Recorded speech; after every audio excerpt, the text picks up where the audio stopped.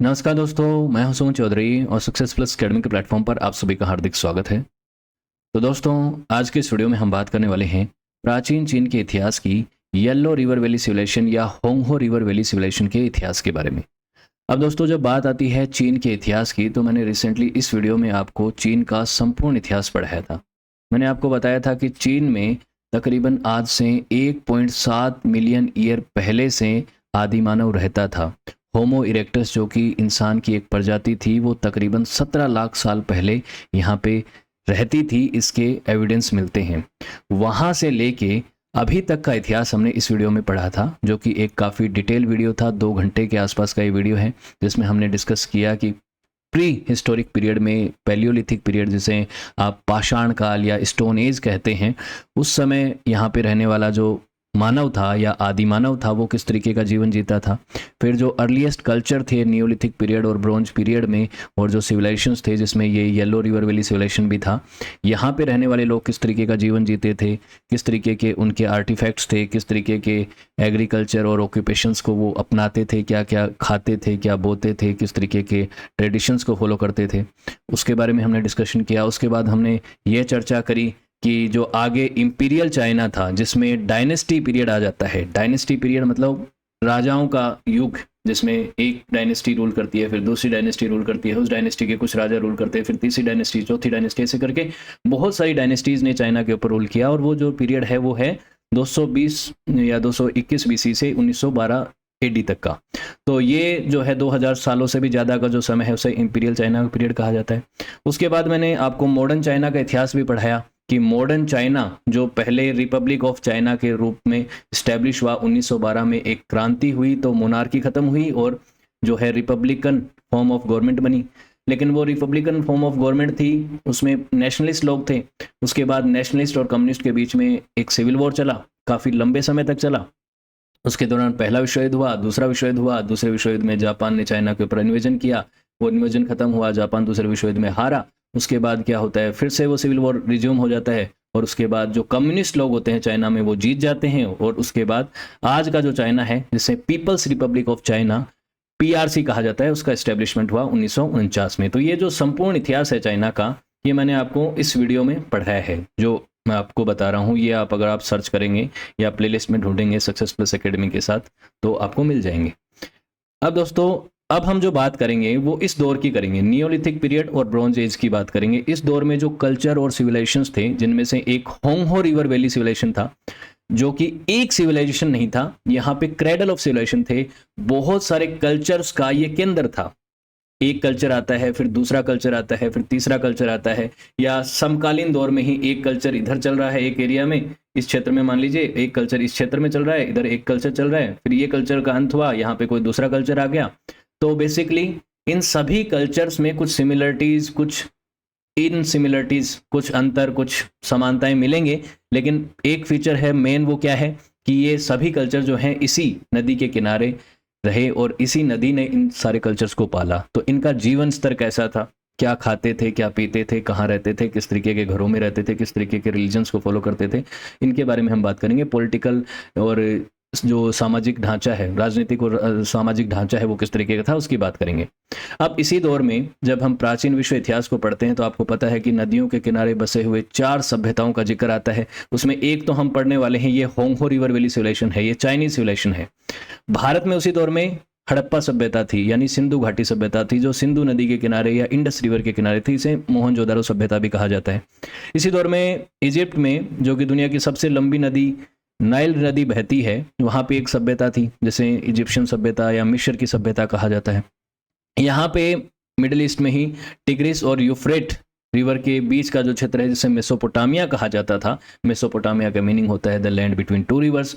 तो 2 नदियों के बीच का जो क्षेत्र है, यहाँ पे भी क्रेडल ऑफ सिविलाइजेशन थे, यानी एक यूनाइटेड सभ्यता नहीं थी कि कोई एक ही सभ्यता थी, एक ही तरीके के लोग थे। बहुत सारे कल्चर्स और सिविलाइजेशन थे, जैसे सुमेरियन सिविलाइजेशन, बेबीलोनियंस का कल्चर, अकेडियंस का, एलेमाइट्स का, उसके अलावा और भी लोग थे यहाँ पे, मिटानीज और हिटानीज, इस तरीके के लोग थे। उन सभी के बारे में हमने रिसेंटली पढ़ाई है मेसोपोटामिया के इतिहास में। इजिप्ट का इतिहास हमने काफ़ी पहले पढ़ लिया था। हड़प्पा सभ्यता तो हम ऑलरेडी पढ़ चुके हैं। तो अब चाइना की सभ्यता के बारे में पढ़ेंगे। ये जो चाइना है, आज का चाइना, ये आज का नहीं है, एक बहुत बड़ा देश है। क्षेत्रफल के दृष्टिकोण से दुनिया का तीसरा सबसे बड़ा देश है, इकोनॉमिक के हिसाब से देखें तो दुनिया की दूसरी सबसे बड़ी अर्थव्यवस्था है, और भारत के साथ इसके ताल्लुकात अच्छे हैं नहीं। तो ये देखिए, ये वाला जो क्षेत्र नज़र आ रहा है आपको, ये क्षेत्र चाइना ने 1962 के चाइना और इंडिया के बीच के वॉर में इलीगली ऑक्यूपाई कर लिया था, जिसे अक्साई चीन कहा जाता है। तो मैप भी मैं आपको बता देता हूँ कि भारत के साथ जब मैप लगता है चीन का, तो बहुत बार ऐसे मैप आपको नजर आएंगे जिसमें कुछ हिस्सा जो है वो चाइना में दिखाया जाता है भारत का, लेकिन वो गलत है। तो मैं आपको बता रहा हूँ अभी से, कहीं पे भी आपको कोई मैप ऐसा नजर आए जहाँ पे भारत का कुछ हिस्सा कटा हुआ है, तो आप ये समझिएगा कि वो मैप मैंने तो ऑब्वियसली बनाया नहीं है, हम स्टडी पर्पज़ के लिए इस्तेमाल कर रहे हैं। तो वो अभी से मैं बता रहा हूँ कि उसे आप ना माने। भारत का जो मैप है वो भारत का है और आप उसे भली भांति जानते हैं, ये मैंने पिछले वीडियो में भी आपको दिखाया था। अब हम बात करते हैं फाइनली अपने येलो रिवर वैली सिविलाइजेशन के बारे में, जिसे होंगहो वैली कहा जाता है। मेन नाम तो इसका होंगहो वैली ही है, होंगहो रिवर ही है, लेकिन इसे येलो रिवर क्यों कहा जाता है? क्योंकि ये जब नदी बहती है और जब इस नदी का माद होता है, जब ये अपने साथ मिट्टी कैरी करता है, तो येलो ब्राउन कलर ये साथ में छोड़ता है, और नदी में जब ओवरफ्लो होता है तो इसके पीछे जिस तरीके का कलर बनता है, सिल्ट बनती है, वो येलो कलर की बनती है, इसलिए इसे येलो रिवर कहा जाता है या पीली नदी कहा जाता है।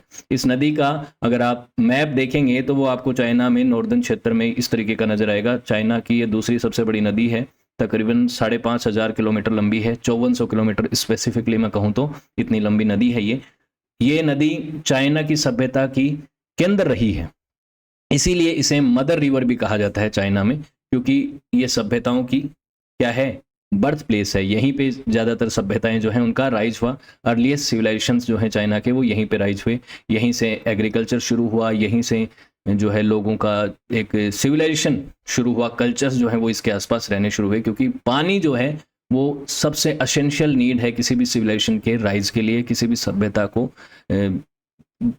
फलने फूलने के लिए। तो काफ़ी सारा फर्टाइल लैंड इस नदी के आसपास बनता है, जिसकी वजह से यहाँ पे फार्मिंग होती है अच्छी खासी, और फार्मिंग की वजह से ये एक इम्पोर्टेंट जगह भी बन जाती है अगर बात करें एग्रीकल्चरल पॉइंट ऑफ व्यू से और इकोनॉमिक पर्सपेक्टिव से। आज तो आप जानते हैं इकोनॉमी में बहुत सारी चीज़ें हैं, बहुत सारे उद्योग बन गए हैं, बहुत सारी चीज़ें हैं, लेकिन पहले एग्रीकल्चर बहुत ही इंपॉर्टेंट सोर्स ऑफ इकोनॉमी था, और एग्रीकल्चर के बिना तो आज भी कुछ भी नहीं है। एग्रीकल्चर तो बहुत एसेंशियल है, तो एग्रीकल्चर के पर्सपेक्टिव से भी पानी और ये नदी बहुत इंपॉर्टेंट है।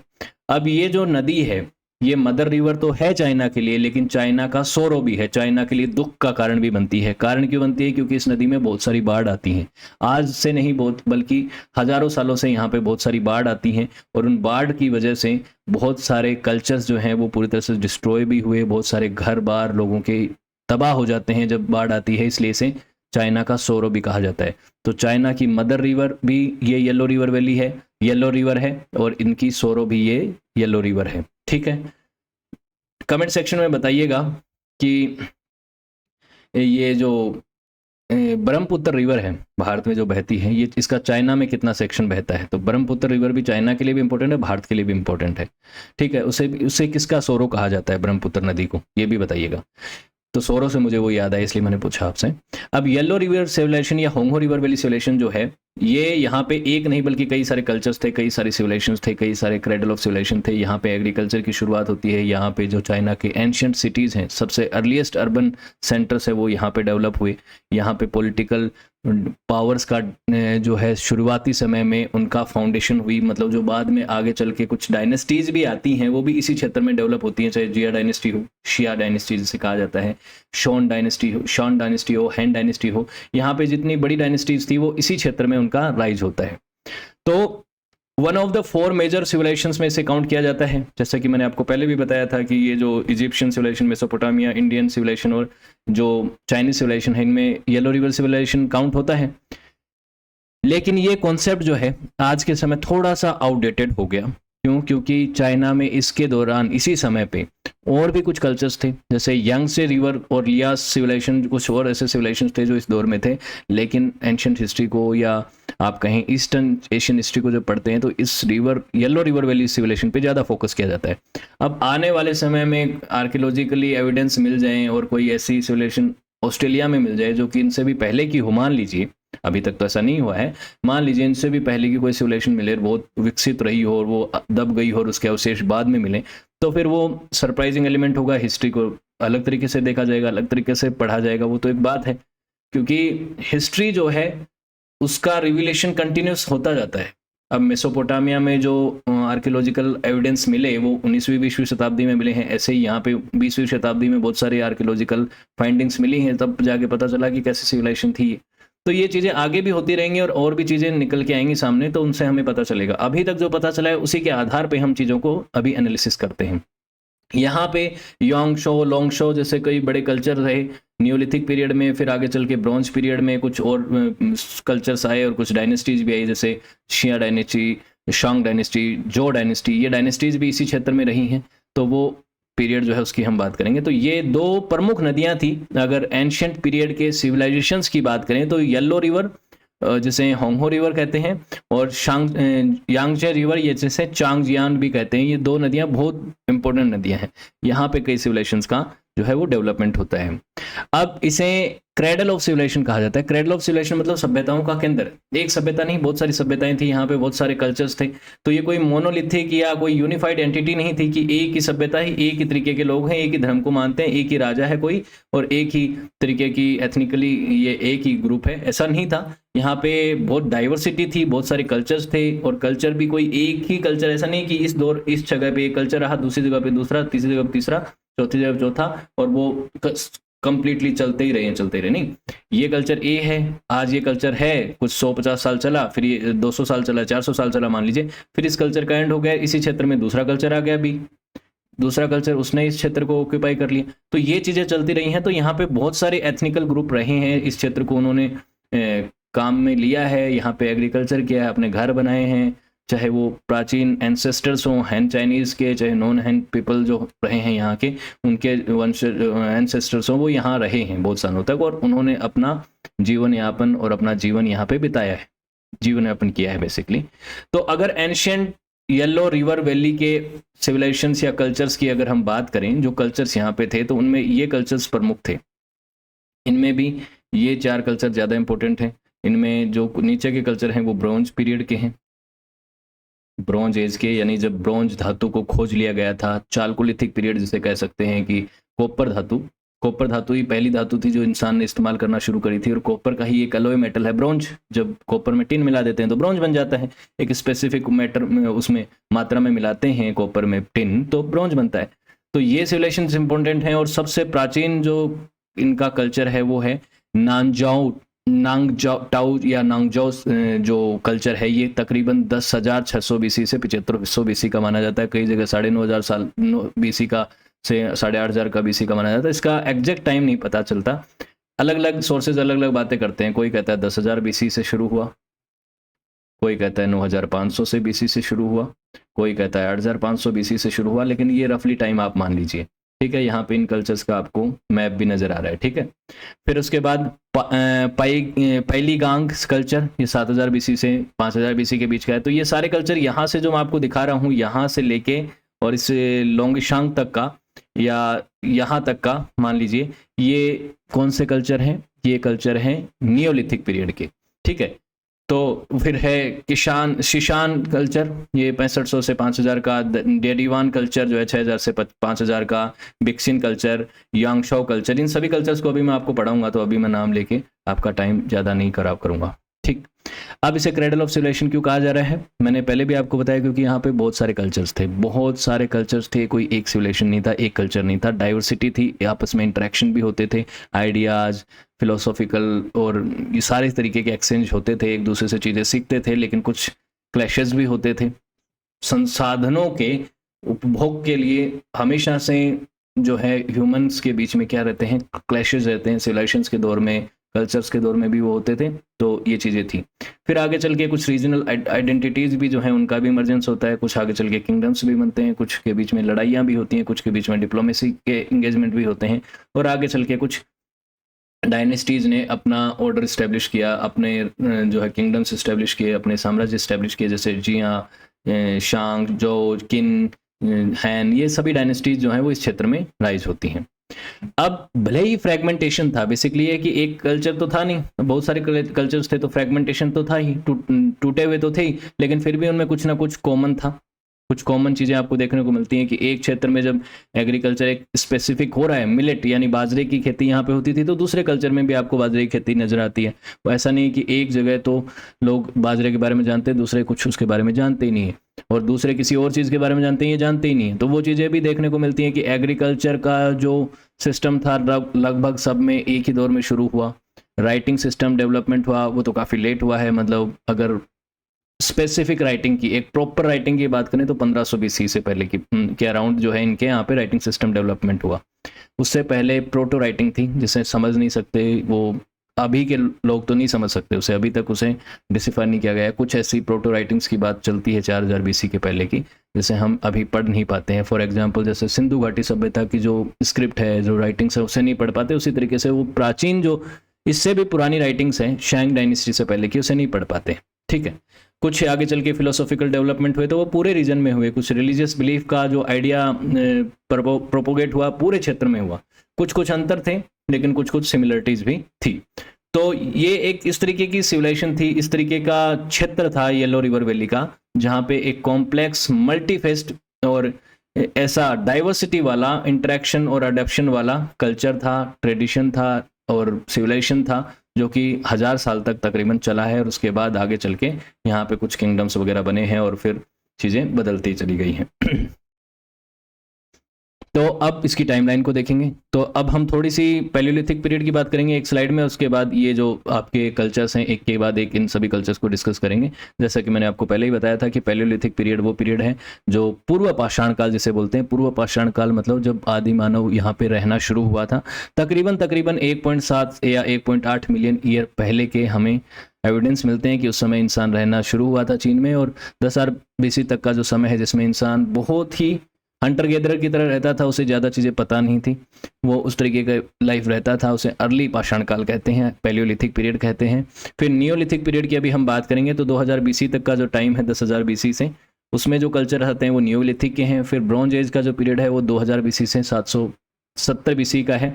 तो यहाँ तक का हम इतिहास पढ़ेंगे। इंपीरियल चाइना की जो डायनेस्टीज हैं वो आने वाले वीडियोज़ में हम पढ़ेंगे। तो पैलियोलिथिक पीरियड जो था उसमें होमो इरेक्टस नाम का जो ह्यूमन बीइंग था वो यहाँ पे रहता था। अब बहुत सारे ह्यूमन बीइंग्स हैं। आज का जो ह्यूमन बीइंग है वो होमो सेपियंस से डेवलप हुआ, होमो सेपियंस सेपियन, तो जिसके बारे में कहा जाता है कि वो अफ्रीका से निकल के आया। और उसकी जो इवोल्यूशन की थ्योरी है वो थोड़ी डिबेटेबल है कि अलग अलग ह्यूमंस जो हैं उनका डेवलपमेंट कैसे हुआ। तो होमो इरेक्टस भी आगे चल के होमो सेपियन में हो गया था, क्या बोलते हैं, इवॉल्व हो गया था। वो तो बातें हैं, उसकी बातें, वो जो बातें हैं उसको हम कभी सेपरेटली पढ़ेंगे, वो साइंस की एक अलग जर्नी है ना। तो जैसे आप एंथ्रोपोलॉजी में पढ़ते हैं, ह्यूमन इवोल्यूशन में पढ़ते हैं।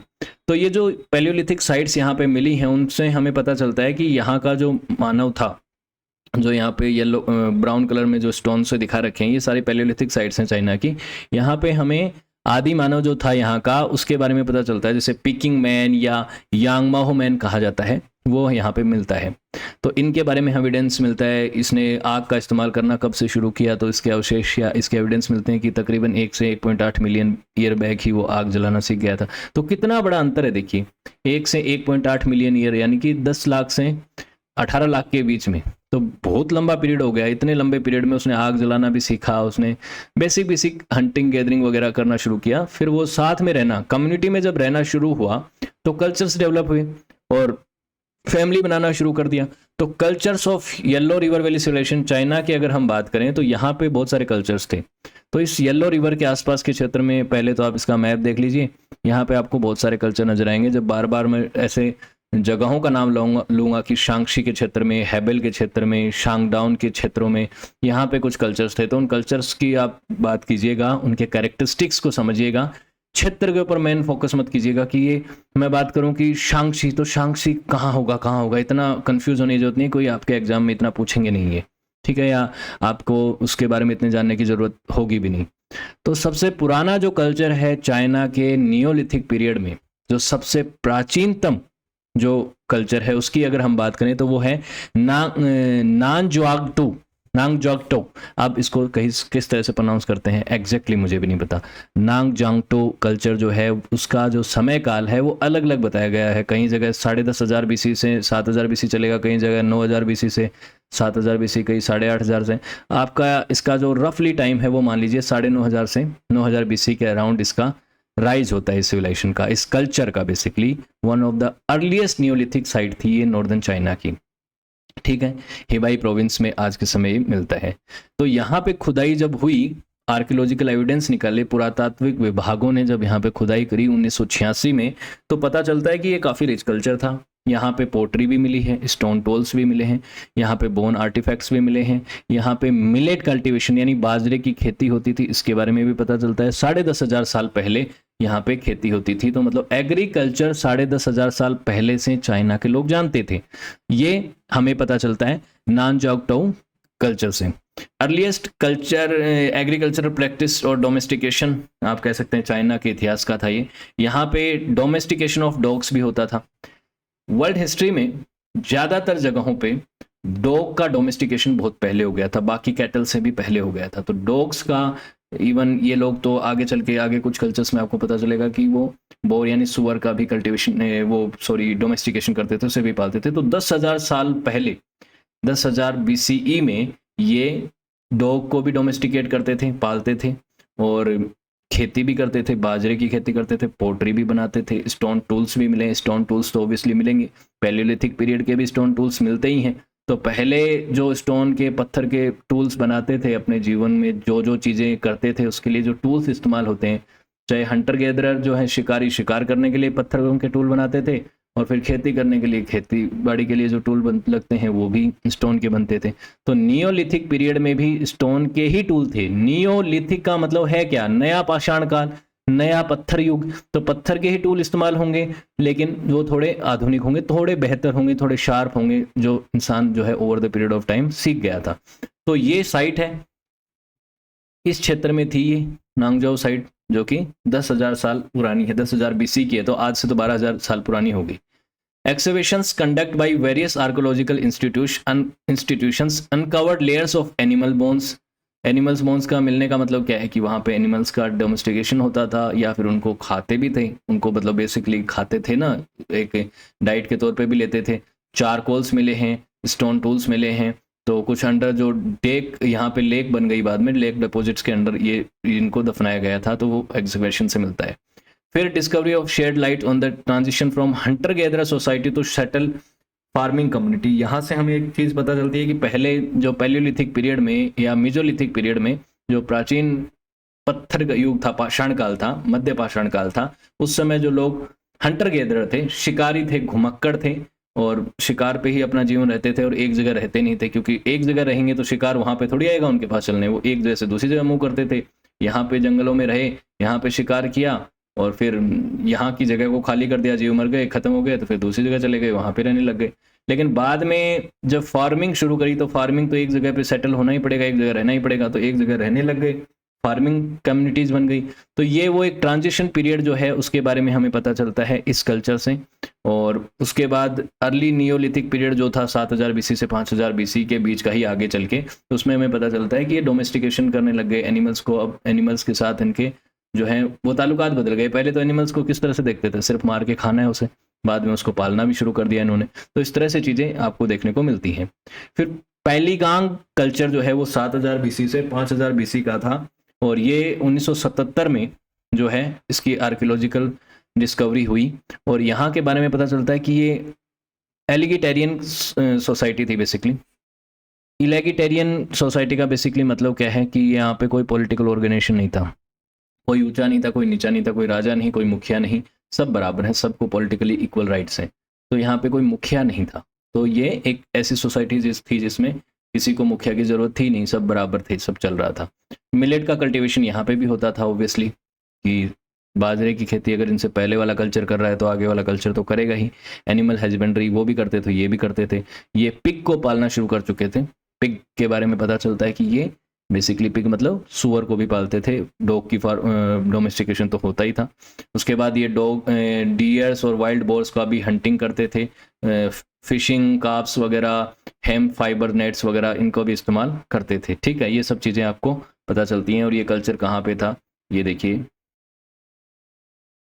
पेलिगांग कल्चर। इसके पास में एक और कल्चर था सिशान कल्चर। इस सिशान कल्चर को अभी हम पढ़ेंगे आगे वाले कल्चर के रूप में इसे ही देखेंगे। तो यहाँ के बारे में पता चलता है कि इनकी पोट्री भी मिलती है, और चाइना की हिस्ट्री में वन ऑफ द अर्लीस्ट थे ये जिनको पोट्री बनाना आता था।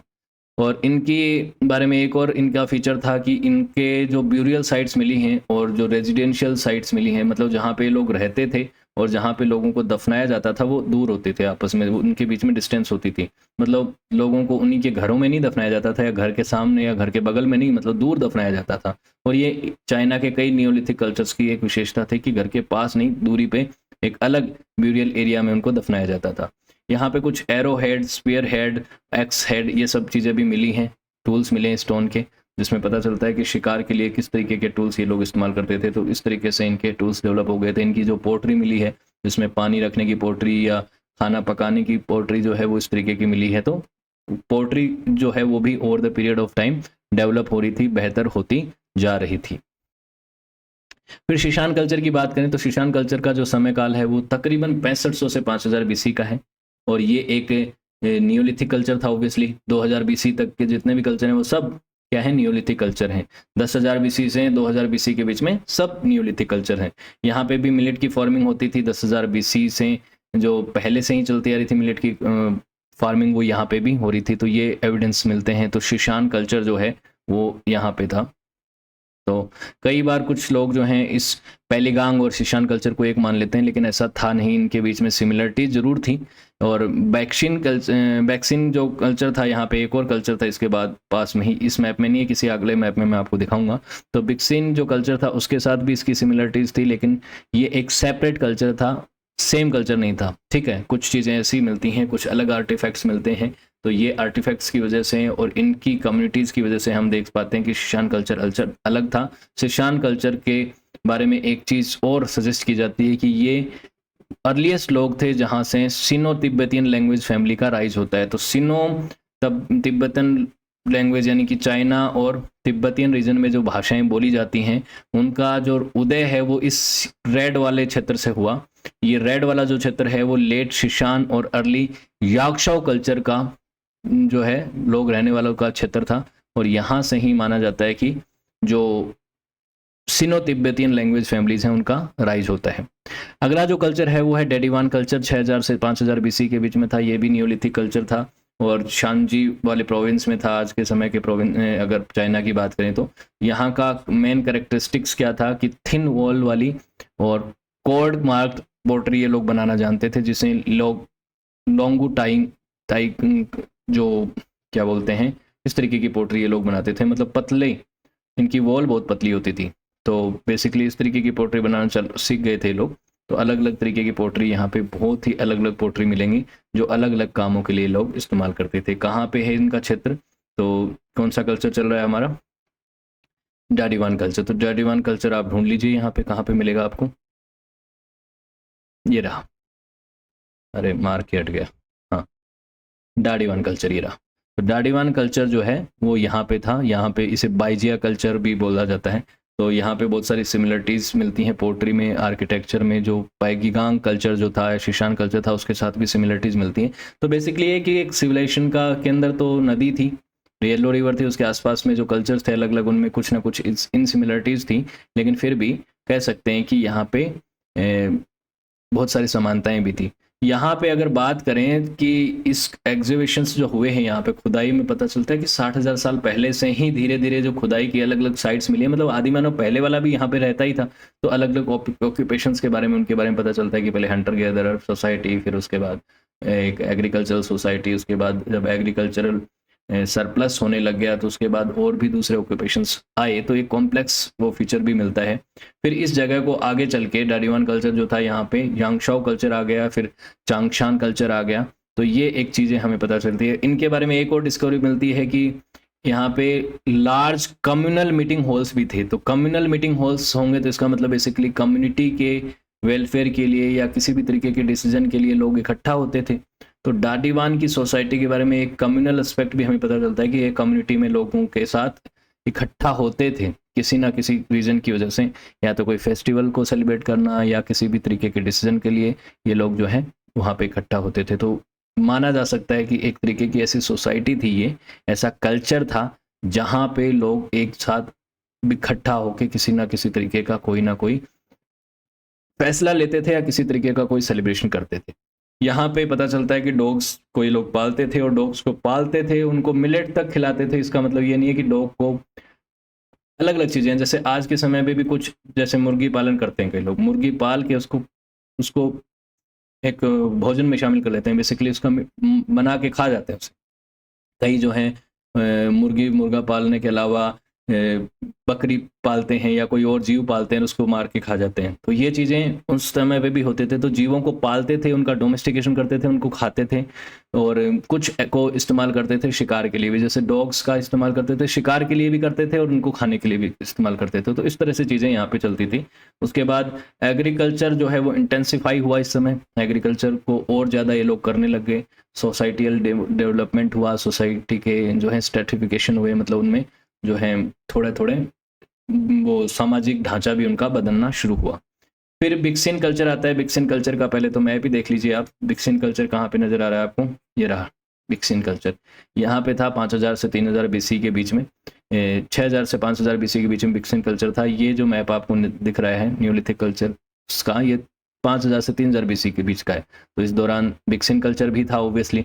तो इनका मेन कैरेक्टरिस्टिक्स क्या था कि मिलेट कल्टीवेशन, ऑब्वियसली वो बाजरे की खेती तो करना सबका ही था, इन सारे कल्चर्स में होती थी, जितने की भी मैं बात करूँगा। आगे चल के और भी कई चीज़ें ऐड हो गई, लेकिन बाजरा होता था। फिर एनिमल्स में जैसे बफेलो को पालना शुरू कर दिया था, पिग्स को, और डॉग्स को तो पहले से पालते आ ही रहे थे। तो बिक्सिन कल्चर इस तरीके का कल्चर था। फिर ये लोग हम फाइबर्स का इस्तेमाल करते थे, हेम फाइबर्स का इस्तेमाल करते थे, मतलब भांग के पत्ते और फाइबर्स का इस्तेमाल करते थे, लेकिन खुद उसका कल्टीवेशन नहीं करते थे, नेचुरली जो मिलती थी उसका इस्तेमाल ये लोग करते थे। सेमी सबटेरेन सर्कुलर हाउसेज इनके होते थे, मतलब जैसे झोपड़ी जैसे होते हैं ना घर, ऊपर से सर्कुलर झोपड़ी जैसे घर इनके होते थे थोड़े, तो सेमी सर्कुलर थे ये, और उसमें ये रहते थे, और इनके जो ब्यूरियल एरियाज थे वो दूर होते थे, ठीक है, घर से दूर होते थे। इनकी पॉपुलेशन से पता चलता है कि इनकी पॉपुलेशन कंटिन्यूसली बढ़ती जा रही थी और इनका लाइफ स्पैन भी ज़्यादा था, बेसिकली बढ़ गया था। कि जैसे एवरेज लाइफ स्पैन बढ़ रहा हो किसी का, मान ले पहले एक सभ्यता में कल्चर में रहने वाले लोग एवरेजली 30 साल जी रहे थे, और आने वाले कल्चर के लोग अगर 50 साल एवरेज जी रहे हैं, तो इसका मतलब ये है कि उन लोगों का न्यूट्रिशन और हेल्थ सिस्टम बेहतर है। तो बिक्सिन सोसाइटी और बिक्सिन कल्चर के लोगों का न्यूट्रिशन और हेल्थ सिस्टम अच्छा था, और डाइट में ये लोग पोर्क और मिलेट खाते थे, साथ ही चिकन, एग्स, फ्रूट्स, वेजिटेबल्स, ये सब चीज़ें भी अपनी डाइट में ऐड करते थे, जिसकी वजह से इनकी लाइफस्टाइल जो है बेसिकली कह सकते हैं कि ज़्यादा न्यूट्रिशन को लेते थे और हेल्दी थी। उसके बाद एक चीज़ और पता चलती है कि नियोलिथिक कल्चर्स जो बाकी थे, जिनमें काफ़ी ऐसी बातें पता चलती हैं कि उनमें वायलेंट कई सारी लड़ाइयाँ हुई आपस में डोमिनेंस के लिए, बेसिकली क्षेत्र में कौन डोमिनेट करेगा, डोमिनेट करने का मेन रीजन रिसोर्सेज को कैप्चर करना। तो रिसोर्सेज के लिए लड़ाइयाँ होती थी, और इनके पास खाने के लिए इनफ था, इनकी पॉपुलेशन भी बढ़ रही थी, लाइफ स्पैन भी बेहतर हो रहा था। इसका मतलब इनका कल्चर थोड़ा सुदृढ़ था, तो इसीलिए यहाँ पे वायलेंट डेथ भी बहुत कम मिलती हैं, और इससे ये पता चलता है कि ये पीसफुल सोसाइटी थी। तो ये बिक्सिन कल्चर जो है ये काफ़ी बेहतर कल्चर आपको नज़र आता है। यहाँ पे वो हंटिंग के ऑब्वियसली स्टोन टूल्स वगैरह तो मिलेंगे ही, हार्वेस्टिंग ग्रेन्स वगैरह भी मिलेंगे, तो ये सब चीज़ें थी। फिर आगे एक इंपॉर्टेंट कल्चर आता है यांगशो कल्चर। यांगशो कल्चर 5000 से 3000 बीसी के बीच का था। मैप में आपको मैं दिखाऊं तो यांगशो कल्चर आपको नज़र आता है, ये काफ़ी बड़े क्षेत्र में था यांगशो कल्चर, तो बड़ा कल्चर था ये, तो इसके बारे में चीज़ें भी हम थोड़ा ज़्यादा पढ़ेंगे। तो यांगशो कल्चर जो है, यहाँ पे भी मिलेट की खेती होना ये एक फीचर था ऑब्वियसली। यहाँ पे राइस के बारे में भी पता चलता है कि one of the earliest culture था जहाँ पे चावल की खेती होती थी चाइना में। पिग्स को पालते थे, डॉग्स को पालते थे, उनको खाते भी थे मीट के तौर पे भी, साथ में हंटिंग करते थे, फिशिंग वगैरह भी करते थे। तो डॉग्स का और डोमेस्टिकेशन होता था, पिग्स का डोमेस्टिकेशन होता था, चावल को बोने का काम इन्होंने किया था।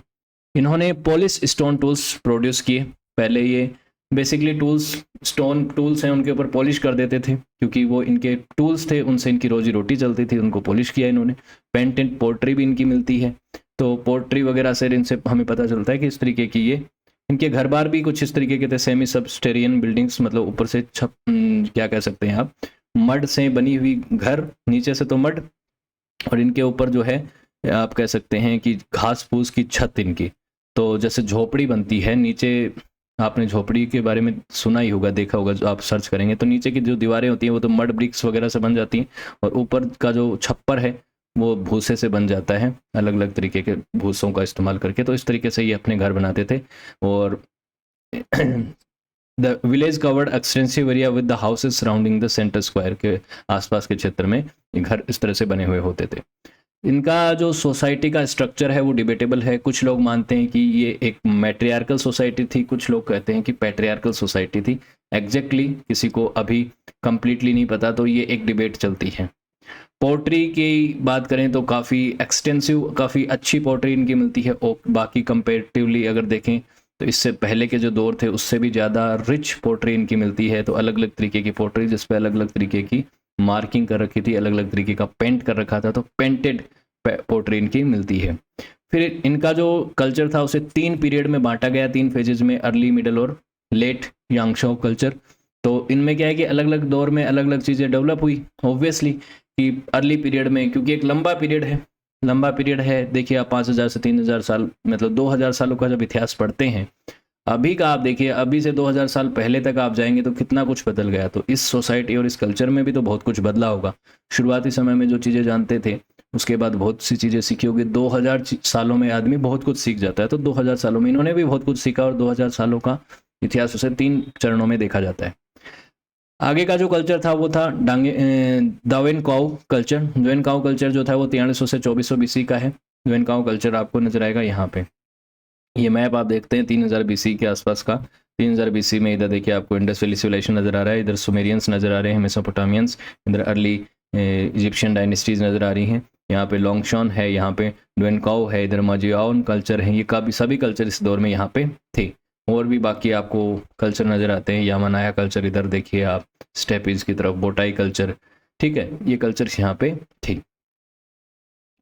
तो इस दावेनकाउ कल्चर की बात अगर करें तो यहाँ पे भी बहुत सारे आपको आर्टिफैक्ट्स मिलते हैं, जिसमें इन्होंने जेड, आइवरी, टर्कोइज इनका इस्तेमाल करना शुरू कर दिया था।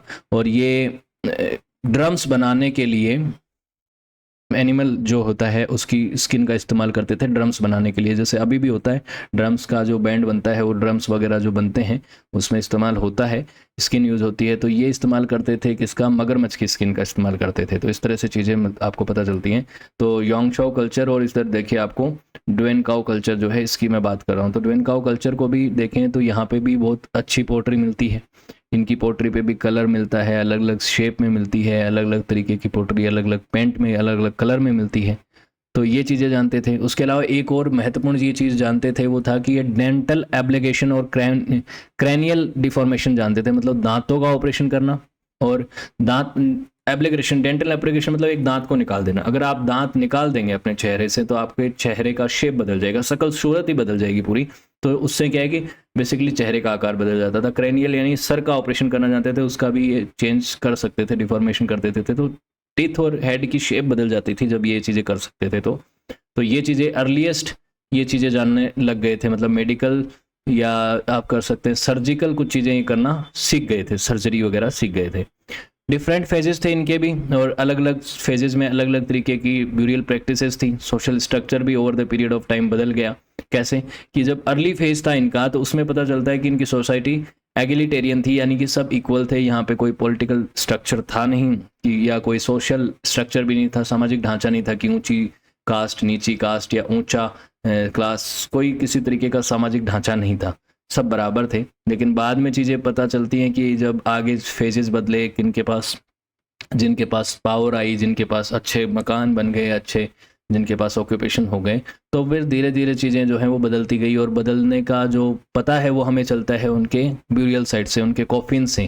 किसी के कॉफिन्स बहुत ही गरीब नज़र आते हैं कि उनको सीधा दफनाया गया है, और किसी के वुडन कॉफिन्स वगैरह मिलते हैं, जिससे पता चलता है कि सोशल स्ट्रेटिफिकेशन हो गया, यानी सामाजिक जो है वो ढांचा बदल गया, और समाज में कहीं ना कहीं बंटवारा हो गया, एक तरीके का क्लास बेस्ड बंटवारा यहाँ पे कहीं ना कहीं हो गया। इसमें आप और चीज़ भी देखते हैं कि यहाँ पे इस सोसाइटी में चीफ भी होता था, आगे चल के चीफ होता था जो सोसाइटी को चलाता था, कल्चर को चलाता था। मतलब मान लीजिए एक पूरा गांव है, इस गांव में 200-400 घर हैं, 500 घर हैं, तो एक परिवार है जो कि थोड़ा ज़्यादा डोमिनेटिंग है, वो डोमिनेटिंग फैमिली जो होती थी या डोमिनेटिंग किन ग्रुप जो होता था, उसे जो है उसके पास पावर होती थी, उससे लोग सलाह मशवरा करते थे, उससे हेल्प भी लेते थे क्योंकि उसके पास रिसोर्सेज थे या उसके पास पावर थी किसी ना किसी तरीके से। तो जो डोमिनेटिंग फैमिली थी, डोमिनेटिंग क्लैन था, वो उसको जो है कहीं ना कहीं इनके कल्चर को डोमिनेट करता था, वो चलाता था। तो यहाँ से किंगडम भी तो आगे बने। तो किंगडम्स का भी ओरिजिन ऐसे तो है नहीं कि अचानक किसी ने अपने आप को राजा घोषित कर दिया है, किसी को राजा बना दिया लोगों ने मिलके। तो धीरे धीरे जो डोमिनेटिंग फैमिलीज थी या डोमिनेटिंग क्लैन से उनका राइज होता है, उसी तरीके से आगे चल के किंगडम्स बनते हैं। तो ये आपको इन कल्चर्स में पता चलता है। डोएन काओ कल्चर से ही इनकी शुरुआत होती हुई नजर आ रही है। स्किल फॉर्मर थे ये, बेसिकली इनको फार्मिंग की अच्छी टेक्निक्स पता थी। इन्होंने कई सारी क्रॉप्स बोना शुरू कर दिया था। मिलेट और राइस मेन क्रॉप्स थी इनकी, मतलब बाजरा और चावल।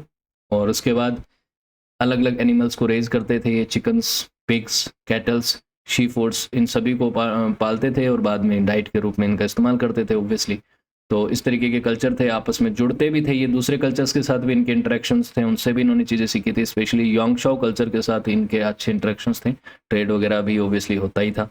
सम researchers think they might have spoken language similar to what become Austro Asian language. आज की जो ऑस्ट्रो एशियंस लैंग्वेज हैं जो इन क्षेत्रों में बोली जाती हैं, आपको नज़र आ रहा है ये काफ़ी बड़ा मैप। तो ये जो ऑस्ट्रो एशियन लैंग्वेजेस हैं उनका भी राइज हुआ। तो मानना जाता है कि ये लोग जो भाषाएं बोलते थे चाइना के क्षेत्र में रहते हुए, वो वही भाषा बोलते थे जो आज के ऑस्ट्रो एशिया लैंग्वेज हैं, या उनकी पैतृक भाषाएं जो हैं वो ऑस्ट्रो एशियन भाषाओं की जो पैतृक भाषाएं हैं वो ये लोग बोलते थे।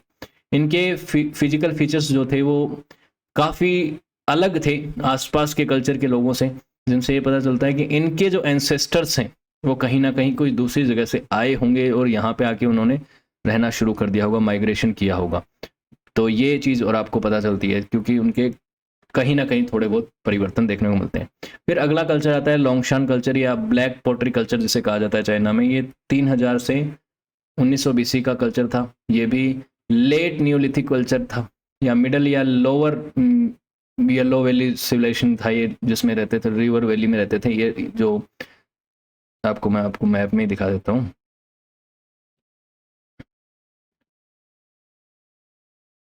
हाँ, लोंगशान कल्चर आपको नज़र आ रहा है, ये रहा लोंगशान कल्चर जो है वो यहाँ पे था। तो ये आपको मैप में नज़र आ रहा है, ये 2000 बीसी का मैप है। इस समय भी आप देख रहे हैं तो इधर तो इंडस वैली सिविलाइजेशन था ही, इधर सुमेर, इलाम्स और ये मारी वगैरह ये लोग रहते थे। इधर मिडल किंगडम चल रहे थे इजिप्ट में। तो ये उस दौर का मैप है। उस दौर में ये जो ब्लैक लोंगशान कल्चर है, इनकी पोट्री बहुत फेमस थी। इनकी ब्लैक पोट्री के ऊपर ब्लैक कलर के कलर वगैरह करते थे, मार्किंग करते थे। तो काफ़ी इनकी पोट्री काफ़ी पॉपुलर थी, एडवांस पोट्री थी ये।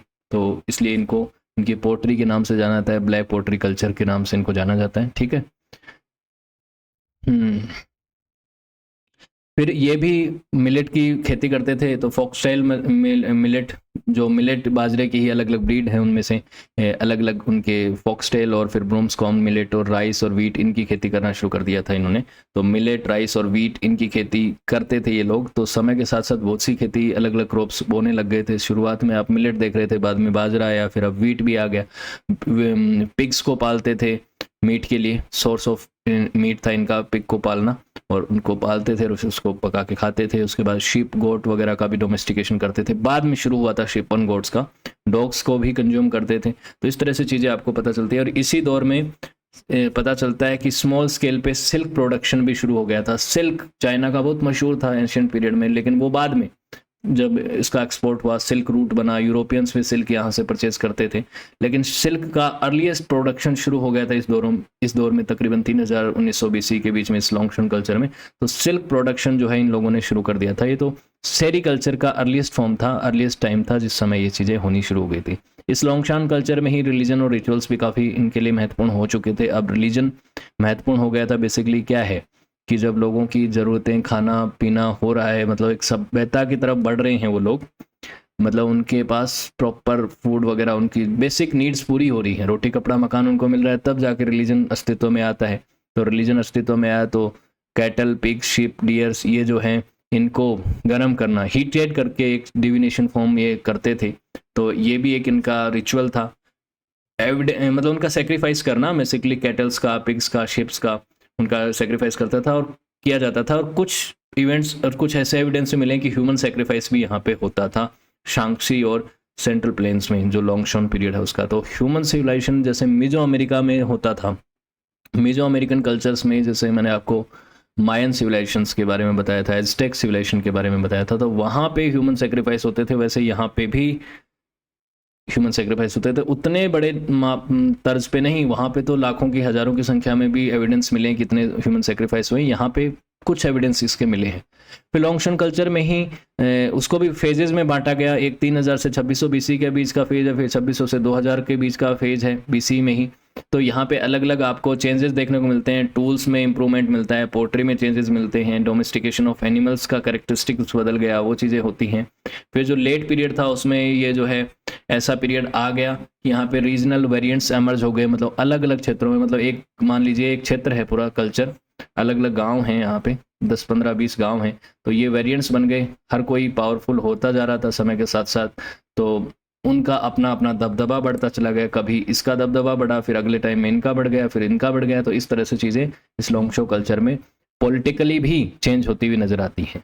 ठीक है। फिर कुछ रीजनल सेंटर्स बने, अर्बनाइजेशन हो रहा था, तो अर्बन सेंटर्स जो हैं वो विलेजेस के साथ और टाउन्स के साथ जुड़ रहे थे, नेटवर्क्स बन रहे थे, बेसिकली हाईवेज वगैरह, मतलब आज के मॉडर्न हाईवेज नहीं, मतलब रास्ते उस तरीके के बन रहे थे, क्योंकि वो महत्वपूर्ण थे, क्योंकि agriculture was still very important for them. आगे आने वाली चीज़ें तो बन रही थी, नए ऑक्यूपेशंस भी आ रहे थे, लेकिन एग्रीकल्चर ही मेन सोर्स था उस समय भी इसका, अगर ऑक्यूपेशन की बात करें। सोशल स्ट्रेटिफिकेशन भी हो रहा था, सामाजिक ढांचा भी बदल रहा था, क्योंकि जब कंपीट करते थे अलग अलग जगहों के लोग आपस में, तो उनकी जो डायनेस्टीज थी उनमें आपस में कहीं ना कहीं कुछ वॉरफेयर्स भी थे, फाइट्स भी थी, रिसोर्सेज के लिए, संसाधनों को कैप्चर करने के लिए उनके बीच में लड़ाइयाँ भी होती थी। तो डायनेस्टी लीनेज वगैरह का कॉन्सेप्ट और चीफनशिप जो है वो बढ़ गई थी। अब मुखिया लोग जो है वो आपस में भिड़ने लग गए थे, और अलग अलग क्षेत्रों के लोग अपने आप को मुखिया बनाने लग गए थे,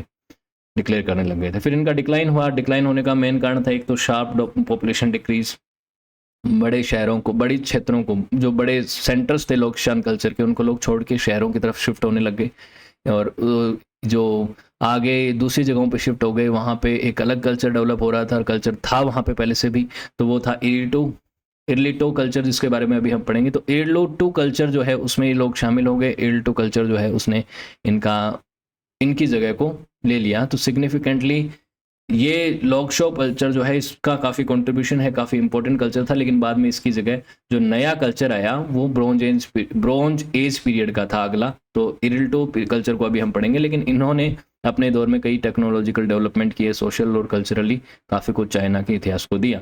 तो ये जो लॉन्गशो कल्चर है, यहाँ पे ये जो इरलिटो वाली जगह है, इस साइड में लोग काफ़ी, तो कुछ तो यहाँ पे आ गए या इस जगहों को छोड़ के आ गए, तो यहाँ पे रहने लग गए। और ये जो दौर था इरलिटो वाला, ये ब्रॉन्ज एज पीरियड था, अर्ली ब्रॉन्ज एज पीरियड था, मतलब ब्रॉन्ज के बारे में लोगों को पता चल गया था, ब्रॉन्ज धातु का इस्तेमाल ये लोग करना शुरू कर चुके थे। और कुछ लोग इसको, जो शिया डायनेस्टी है, इसको हम आगे आने वाले वीडियोस में पढ़ेंगे, उससे इसको लिंक करते हैं, लेकिन इसके बारे में कोई सॉलिड एविडेंस मिलता नहीं है। इवन जिया डायनेस्टी के बारे में ही कोई सॉलिड एविडेंस नहीं मिलता है बहुत सारे आर्कियोलॉजिस्ट को, तो उसको वो जिया डायनेस्टी को ही एक मिथिकल डायनेस्टी मानते हैं।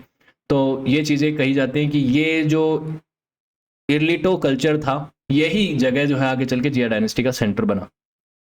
इरलिटो was a large urban centre, ये अर्बन सेंटर था, यहाँ पे कई पैलेस बिल्डिंग्स थी, कुछ ब्रॉन्ज वर्कशॉप थे, जहाँ पे ये रिचुअल ब्रॉन्ज वेसल्स बनाते थे, ब्रॉन्ज के कई सारे वेसल्स वगैरह बनाते थे। तो यहाँ पे आप देख सकते हैं, ये है अन्यांग साइट, ये है इरलिटो साइट जो 1900 से 1500 बीसी की है, और ये है इरलिगांग साइट। ये इरलिगांग साइट 1600 से 1300 बीसी के बीच की, इसको हम अगली कल्चर के रूप में पढ़ेंगे इसके बाद, इरलिटो के बाद। तो अभी देखिए, तो यहाँ पे कुछ इस तरीके के टूल्स मिले हैं, ब्रॉन्ज जूट, ब्रोड, ये देखिए आप, ये इस तरीके के इनके इक्विपमेंट्स मिले हैं ब्रॉन्ज के।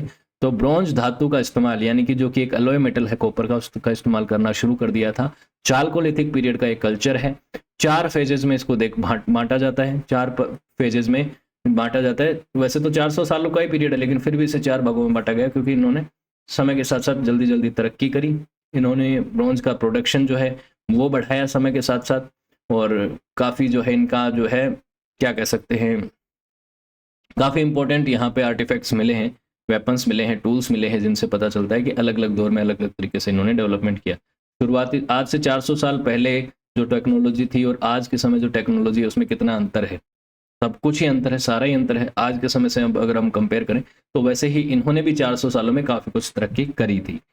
बाद में ये इवेंचुअली ये कल्चर भी डिक्लाइन कर गया। उसका मेन रीज़न माना जाता है या तो इन्वायरमेंटल चेंज थे, या फिर जो मेन जगह थी इरिल्टू वाली उनको छोड़ के लोग जेंगजोउ वाली जगहों की तरफ शिफ्ट होने लगे। और जेंगजोउ की तरफ कौन सा कल्चर डेवलप हो रहा था, इडलीगांग कल्चर की तरफ शिफ्ट हो गए। और फिर अगला कल्चर आता है इडलीगांग कल्चर जो है वो 1600 से 1400 बीसी का था, ब्रॉन्ज एज सिविलाइजेशन था ऑब्वियसली ये।